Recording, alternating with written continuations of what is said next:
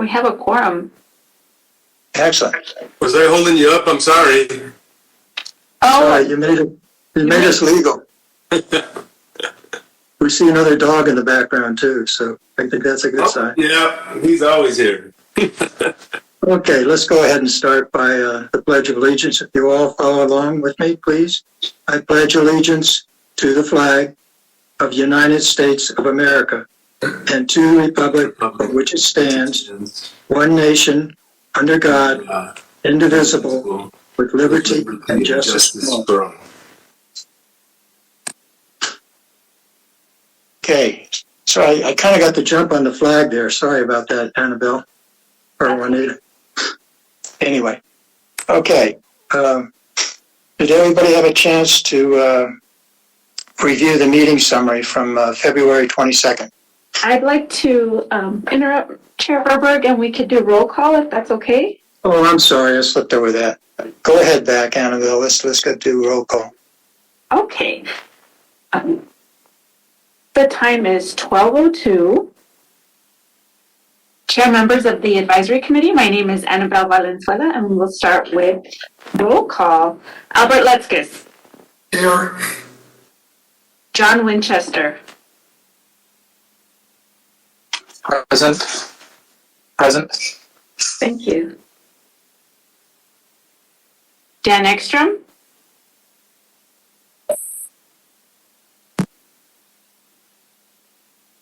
Present.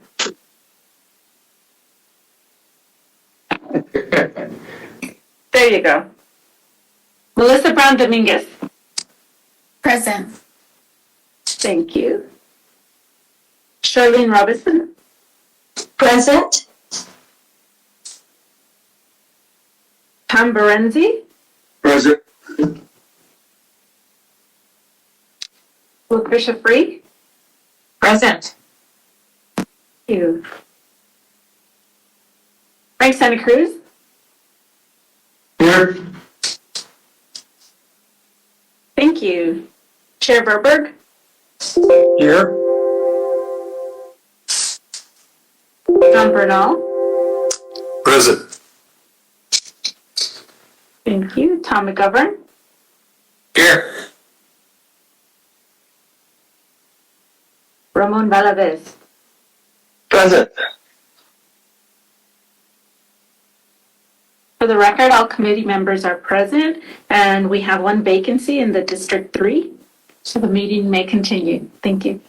Thank you, Annabelle, and it's excellent. All this attendance is what we really need, and there are some great topics today for us to cover. So let's go ahead with any comments on the draft minutes of or summary of the February 22nd meeting. If not, I move we approve the summary of the summary. Okay, Tom. And is there a second? Second. Who did that second? It's John. Okay, John, thanks. Okay, all in favor, say aye. Aye. Aye. Any opposed, say nay. Okay, very good. Let's turn to Director Oliveras, and she has some updates on the staff. Good afternoon, Chair and members of the committee. Annabelle, could I share my screen real quick? Sure. Thank you. I just wanted to share. It seems like we've been doing updates every month. So hopefully you all can see my screen.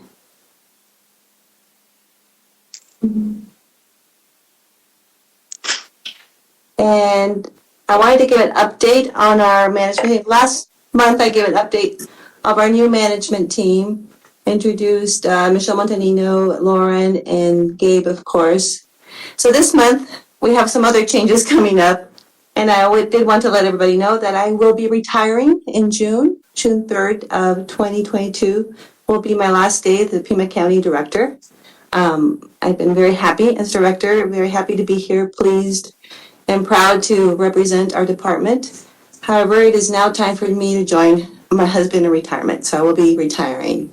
Also, Robert Johnson is retiring the end of March, the end of this month.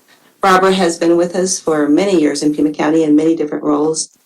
His last role being our division manager for our planning and engineering section, so he will be greatly missed.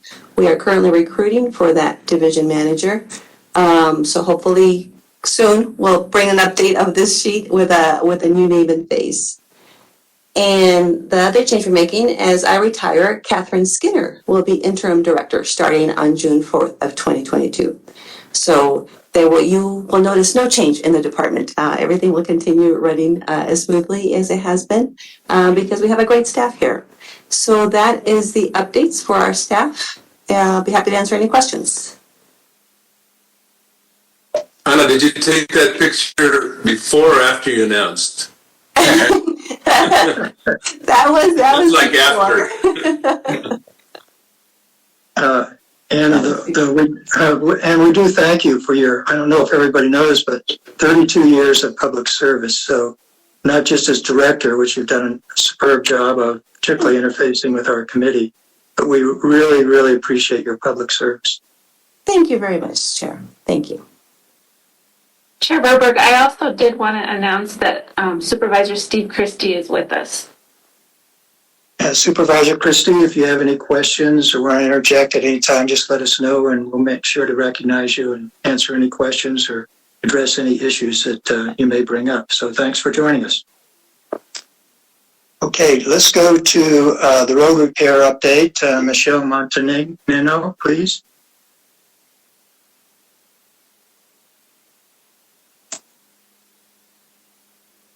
Thank you, Mr. Chair, members of the committee. Let me share my screen.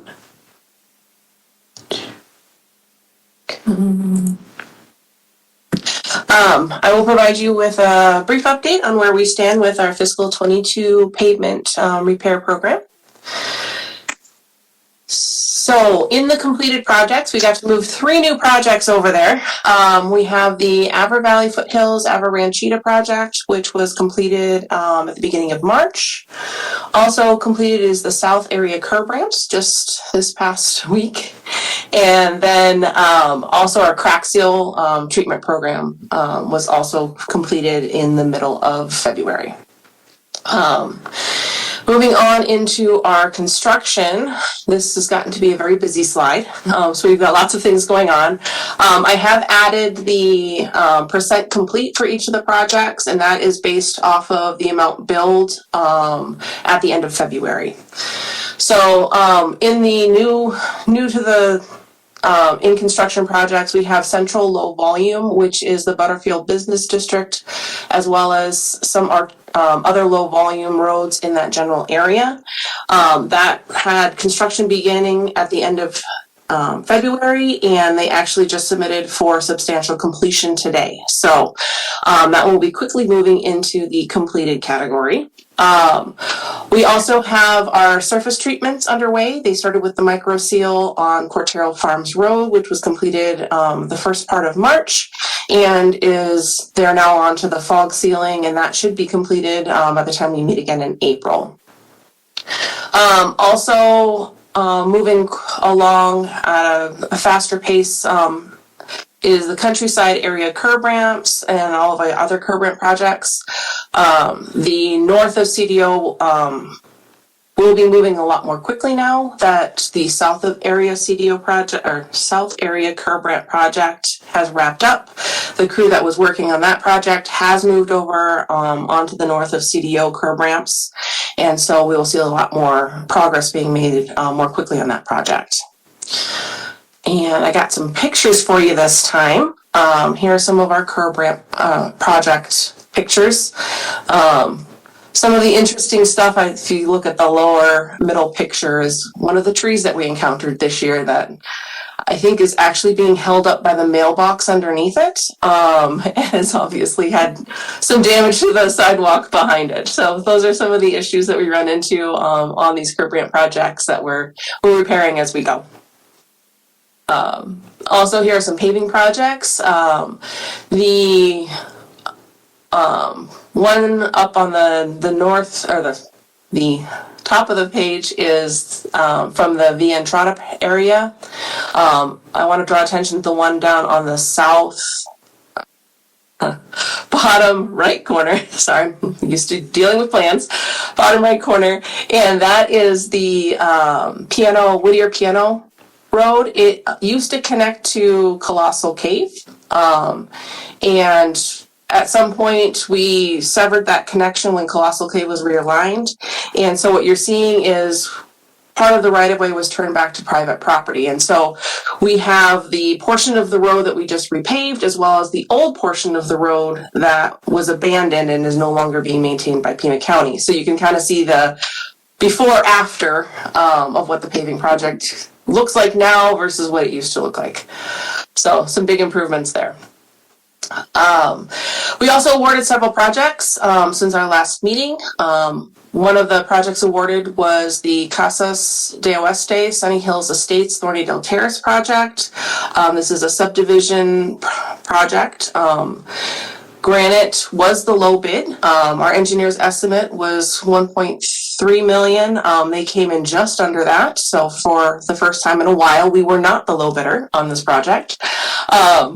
It includes 2.65 miles of local roads, and it is a follow-on project to some of the curb ramp projects that are underway. We also awarded Metropolitan Estates and Heritage Hills. This one also went to Granite. Our engineer's estimate was 1.23. Granite came in at 1.27, so just above our engineer's estimate, and includes 2.5 miles of local roads and 0.5 miles of arterial collector. So that one will be, again, is under following on the north of CDO curb ramp project. So we'll roll right from the curb ramps into the paving. And then our final award for this go around was to Markham for the North Point Ridge addition, Saguaro Vista and Shiva Vista. Our engineer's estimate was right about 1.1, and they came a little over, and it's for 4.99 miles of local roads. And then here's kind of our status by the numbers. We still have a little bit over in the package prep. Those are 2 countryside subdivisions as well as the Summer Haven. All of those packages are in the final stages of being buttoned up and will be advertised at the beginning of April. So those will be quickly moving into the advertised and awarded status. We have a couple of projects in the awarded not started. Those are mostly all the smaller jock subdivision work that will be starting very quickly. Most of everything we've got going on is in construction and well underway. As you can see, 87% of the ADA curb ramps, that will be quickly moving and wrapping up and into the completed section. I would expect almost all of it will be completed before we meet again in April. Arterial and local roads seem to be holding pretty steady as far as keeping pace with each other and our progress. And then just kind of our overall project status by the dollars. Again, we had original budget of $85.5 million based off of bids that we've received this year and price increases due to the economy and equipment, material shortages and such. Our revised budget is $97.5 million, and that is being funded through department operating budget. And we have been keeping our map up to date, so a lot more red out there. So we'll be quickly changing into blue. And then the yellow is the stuff that has yet to be started. And if you have any questions, I'd be more than happy to answer them at this time. Mr. Chair, this is John. Sure, John. Michelle, thanks for the presentation as always. Last time you reported the challenges you were having on Arivaca Road. Have those been resolved? Not resolved yet. We are looking at different treatment options on what we might be doing with the base course. I think we're leaning towards doing a lime treatment treatment to the sub-days in some of those areas. We are going to be working with the contractor to define the limits of those repairs, as well as get a firm plan going forward, as well as putting a schedule to that. So those are all things that are in the works at the moment.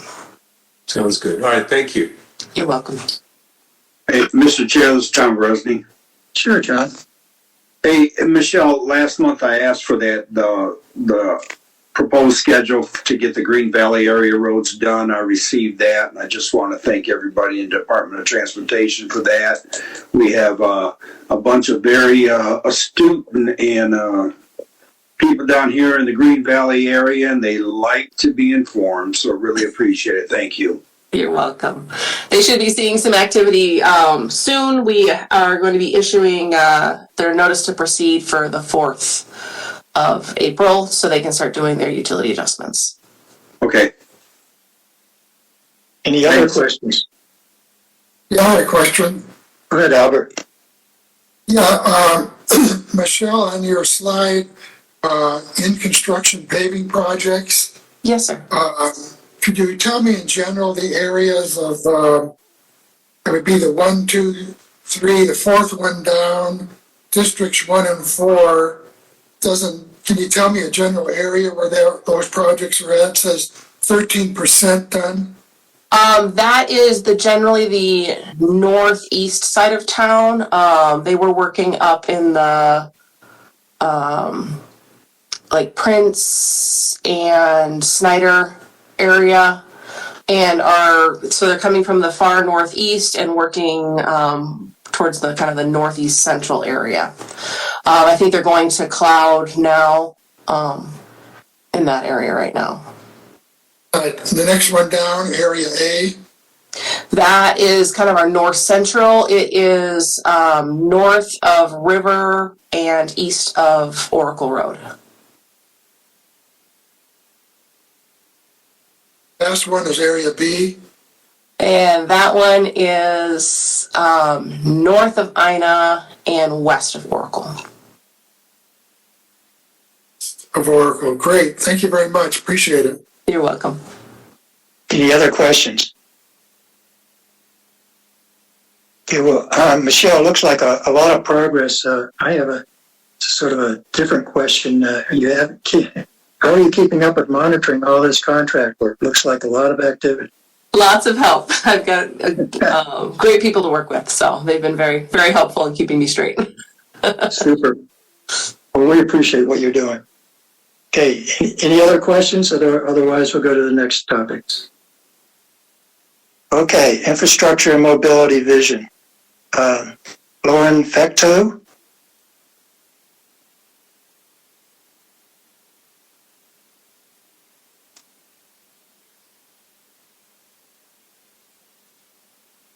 Good afternoon, Chair and members of the committee. My name is Lauren Fecto. I'm the Traffic Operations Manager with Pima County. So today I'll be discussing the technology-based transportation vision.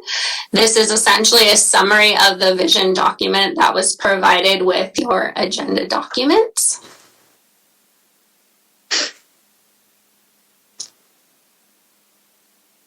And so what necessitated this vision and why it became essential was a need to address ongoing multimodal safety and mobility issues. So some of the factors within that are that fatalities continue to rise. So PAG released data that over the past 5 years that fatalities have increased throughout the region. In addition, the National Safety Institute released data that in 2020, despite the reduction in vehicle miles traveled, that fatalities were at a 13-year high. Another factor is that peak travel performance continues to drop, so congestion, delay, and queuing on some roadways affecting travel performance specifically during the peak hour. And escalating costs outpacing revenues, so infrastructure costs, maintenance costs, those costs outpacing the revenues that are provided.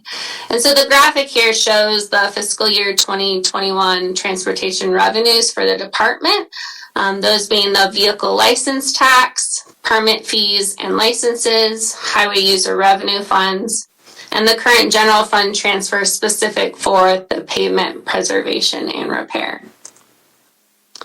So those needs were essentially a catalyst for Pima County to identify and evaluate new strategies, materials, and technologies to provide and maintain a cost-effective and sustainable multimodal system. So the focus within that is to optimize current system performance through technological advancements, primarily focusing on utilizing existing infrastructure, and therefore allowing both supply and demand side solutions to complex transportation and mobility issues to be coordinated and implemented in a correct manner.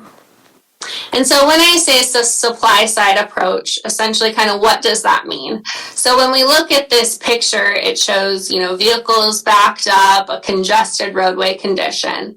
And so the typical solution when you see an issue like that is to widen the roadway. And so roadways have been historically widened to accommodate existing and future projected needs at peak travel times. So what are some of the issues with that traditional approach? Well, one is that it's costly. When you're adding pavement on the ground, when you're adding infrastructure, that's costly to maintain. And the vast majority of that infrastructure remains underutilized throughout the remainder of the day. So it's really an unsustainable approach when we look at the costs and the revenues that are available. And some other further issues are that the road widening can facilitate higher speeds. It can create more conflict points when you have a turning vehicle exiting a roadway, has to cross additional lanes, additional conflict. It increases the crossing distance. So when a pedestrian is crossing the roadway, there's additional conflict with vehicles provided.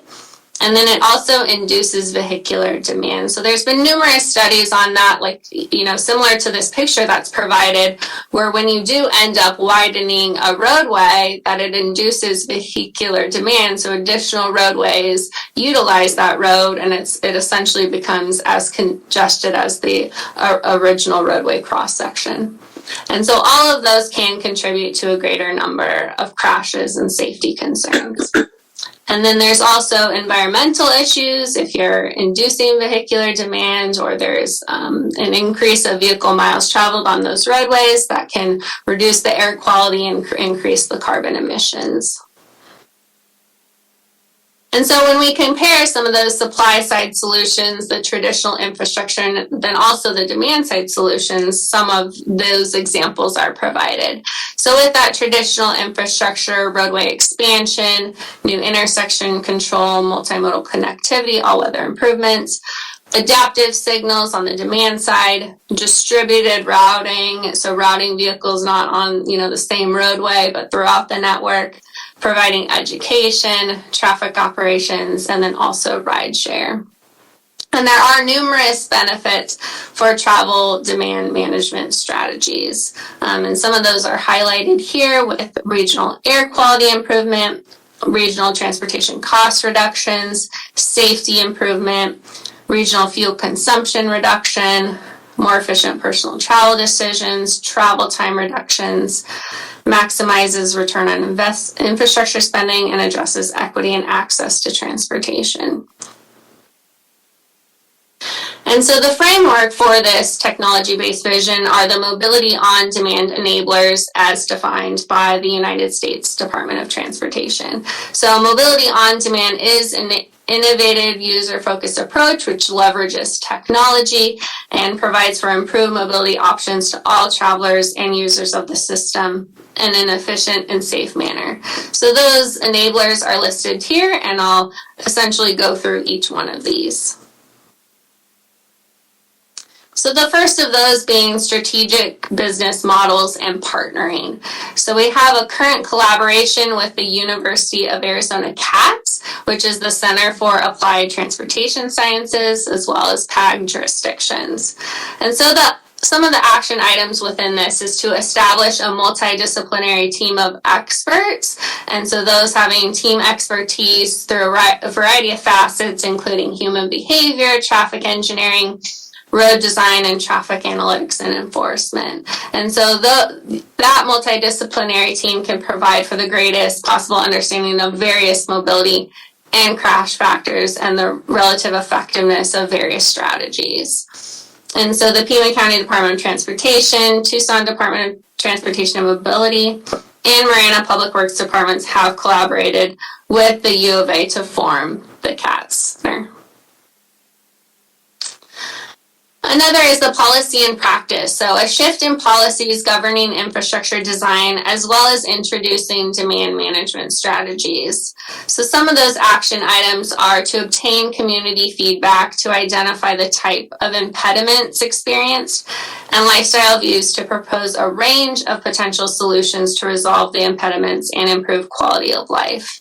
So this is a very different outreach effort than providing a map and then having the public, point to a location and say, I need a traffic signal here, I need a turn lane here, where they're already jumping to the solution to what their issue is or their impediment at a specific location. So really understanding the background and what those issues are will allow for that multidisciplinary team to really evaluate the range of solutions, both supply and demand side, to determine the best mitigation for various locations throughout the network.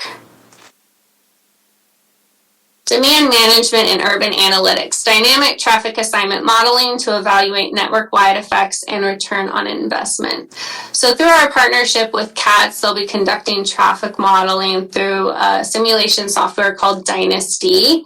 And so some examples of those evaluations are to look at network-wide effects of traffic control device implementation. So if a traffic signal were to be installed at a particular intersection, rather than just determining the effects at that particular location, it'll really look to the traffic pattern effects throughout the network. And then also special event, that would look at, like, if there was a mass exodus at a special event, it could look at potential routing options or ways in which to detour that traffic to optimize that travel performance to get them to have reduced delay and congestion after the event was completed. And then similar for construction, if there was a specific road closure, it could determine the best route and detour options for traffic to get around those. Mobile technology and payment systems. A one-stop mobility application for complete trips to reduce vehicle miles traveled, reduce delay, and improve safety. Some of the action items within this are a platform environment for the mobility application is currently under consideration by the U of A CATS. And there'll be a determination of demand management strategies to include in the application, such as incident management. So if there was an incident in real time, being able to inform the public of that and get routing information so you could get around that incident. Road closures due to construction and special events, again, getting appropriate routing information to get around some of those concerns. And then storm weather management is in process. So if there was a road closure related to a storm, it could let you know the appropriate route and travel options to take. And then also develop employer-based incentive programs.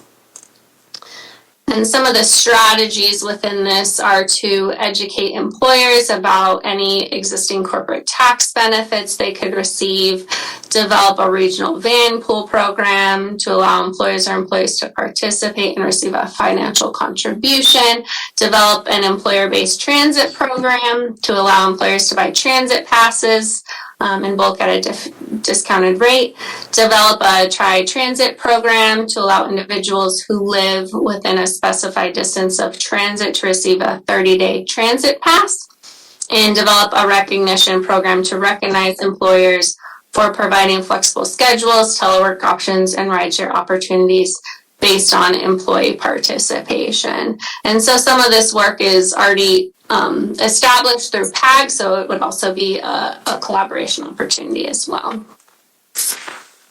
Standards and interoperability, performance-based design manuals that include context-sensitive design elements with a multimodal focus and technology-based strategies.